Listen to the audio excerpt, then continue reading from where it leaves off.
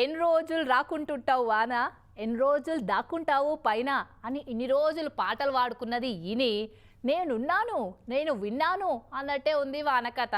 చల్లగాలి పట్టుకొచ్చి అందరి జడివానతోటి తడిపిపోయింది. ఇక అంతటేమో కానీ పడ్డ ముత్తమంత సేపట్లనే కాలనీలన్నీ ముంచెత్తింది.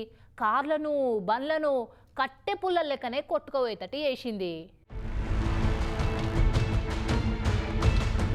హైదరాబాద్లో ముత్తెమంత సేపు పడ్డ వాన హైడ్రాను నవ్వెటోల ముంగడ బోర్ల పడ్డట్టు చేసే కదా. సికింద్రాబాద్ బేగంపేట కాడున్న ప్యాట్నీ కాలనీ ఆలత్ జుడూరి ఏమైందో.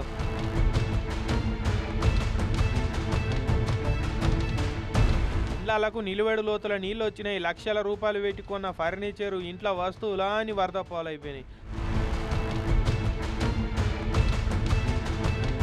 కార్లు బండ్లు అయితే వరదలనే మునకలేసినాయి. ఇక హైడ్రోలు కబ్జాల నుంచి కాలువలను కాపాడి వానలు వచ్చినప్పుడు వరదలకు తొవ్వ సాపు చేసి కాలువలను ఎడల్పి చేసుకుంటూ వస్తురు కదా. ఇక అంతటేమో కానీ హైడ్రావోలు అట్లా చేసిన పనే ఇప్పుడు ప్యాట్నీ కాలనీలో కొంపకెసరు పెట్టిందట. కొండ నాలికకు మందేస్తే ఉన్న నాలిక ఊడినట్టు అయిందట.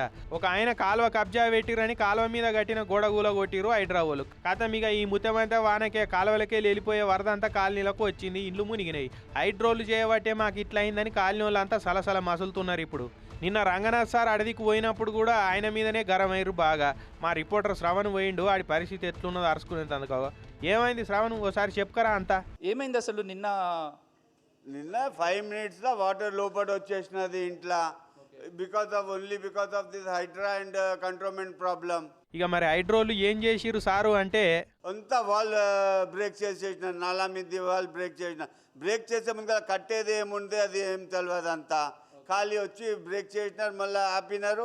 అయ్యో మరి గొడగూల కొట్టినాక మోరీల వరద కాలనీలకు రాకుండా కట్టాల్సి ఏం కట్టలేదా అంటే స్టే ఉన్నదంతా. స్టే ఉంటే అలాగ మున్గాలంతా తెలిసి ఉంది.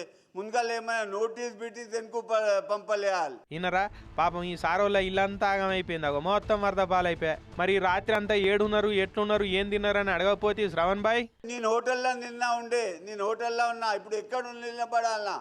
కంట్రోల్మెంట్ వాళ్ళు నాకు రూమ్లు ఇస్తారు, సామాన్ ఇస్తారు, ఎవరు ఇస్తారు? హైడ్రావోలు ఇస్తారా? నిజమే కదా. ఎవరు వచ్చి నష్టపరిహారం కట్టిస్తారు? ఇప్పుడు ఈ సార్ని అడుగుదాం ఉండుర్రి. హైదరాబాద్ పొరపాటు అది. ఒక్క ఫర్లాంగ్ మొత్తం ఇక్కడ నుంచి మెయిన్ రోడ్ దాకా వాళ్ళు కొట్టేసారు. వాళ్ళు కొట్టేసినప్పుడు మరి అది కట్టాలి కదా. అది కట్టకుండా అది కనీసం లేదా వాళ్ళు కట్టేసి ఇది కొలగొడితే బాగుంటుండే. మరి గోడ ఎందుకు కట్టలేదని అడిగితే ఏమన్నారు సారు? అదే అడిగితే నిన్న వచ్చాడు చెప్తున్నాడు మాకు దీని మీద స్టే ఉందండి అంటే. ఆ స్టే ఒక్కటే దగ్గర ఉంది, వేరే కట్టొచ్చు కదా, వేరే వాళ్ళు కట్టొచ్చు కదా. ఎక్కడుంది ఆయన దగ్గర స్టే ఆడ ఊరుకుంటే అయిపోతుంది. అందరిది అదే మాట. నోటీసులు ఇవ్వకుండా కూలగొట్టిరు. వాళ్ళు కోర్టుకు పోతే కోర్టు స్టే ఇచ్చింది. ఇద్దరు పొత్తుల మా ఇండ్లు మునిగినాయని కాలనీ వాళ్ళంతా కట్టుబాట్లతోటి వలవల ఏడుస్తున్నారు.